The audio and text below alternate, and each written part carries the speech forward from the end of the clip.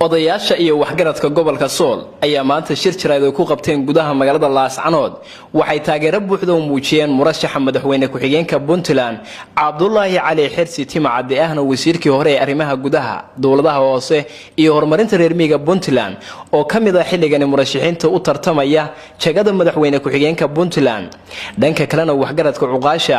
oo ka soo jeeda gobolka Sool ayaa baaq u diray Puntland iyagoo ugu baaqay xildhibaanada inay codkooda ugu hiliyaan murashaxa madaxweyne ku-xigeenka Puntland xilligan u tartamaya Cabdullaahi Cali Xirsi Timcadde haddii dadka waayeelnimo hadalka qaar ay ka yeersiiso raalli baanu ka nahay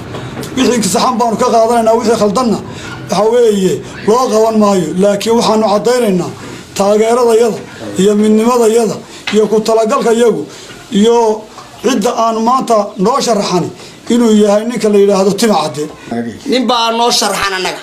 isku magac baanu nahay isku naf baanu nahay isku maal baanu nahay maal iyo taageero waxaan la garab taaganahay ninka hadda wasiirka arrimaha gudaha ee wada taqaaniin injineer Cabdullaahi Cali Xirsi Timcadde waa aragtaan cabrunta ka jirta magaalada Laascanood ninka kaliya waxa weeye reer Puntland Sool iyo Sanaag iyo Cayn maanta u soo jeesan kara waa isaga Puntland ragii sameeyay ee ku dhabartay naf iyo maalba baaraha ama aanu nahay beeshayadani waxaanu taageersanahay oo barbar taaganahay oo aanu dhinaciisa taaganahay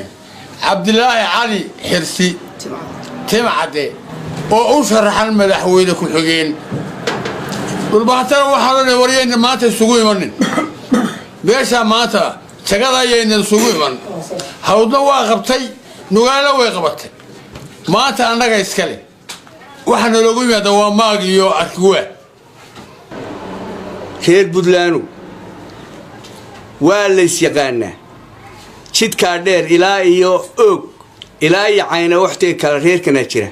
ninayo meel la isu sheegay buuhoodla waa laga qabtay wuu tagi kari waayay xudun waa laga qabtay wuu tagi kari waayay doomo waa laga qabtay wuu tagi kari waayay anaga tagayna waa cadaan weeyeen inaanu tagino og iyo Caynaba citagi kasto oo aan anaga hayna reerkana hayna مشرح مدحوينه ku-xigeen Cabdullaahi Cali Xirsi Cartan oo aan hore xafladiisa soo qabanay maanta aan uga qabanayno magaalada Laascanood gabagabadii waxa munaasabadaasi oo kooban soo gabagabeeyay wakiil garaad Faarax Garaad Ismaaciil Ducaale oo markaasi wakiil ka ahaa Garaad Jaamac Garaad Ismaaciil Ducaale oo kamid ah ismada dhaqanka ee gobolka Sool anoo ku hadlaya afkii garaadka oo ku sisimihii Garaad Jaamac Garaad Ismaaciil halkan waxaanu ka taageersanahay hadaanu nahay beesha Jaamac Siyaad oo aanu u dhannahay madaxweyne ku-xigeenka Timcadde baanu taageersanahay isku raacsanahay halkaas arrinkayagu anagu yahay maantana maan ismaba lihinba waaba laynaku haystaaba kursiga waa laynaku haystaa ismali lihi waxaanu ku leeyahay hadaanu nahay beesha Jaamac Siyaad kursiga annagaale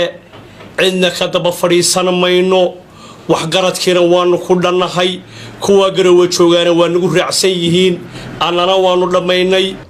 Xamse Cabdiraxmaan Axmed Xamse Darwiish TV-ga caalamiga Universal Laascanood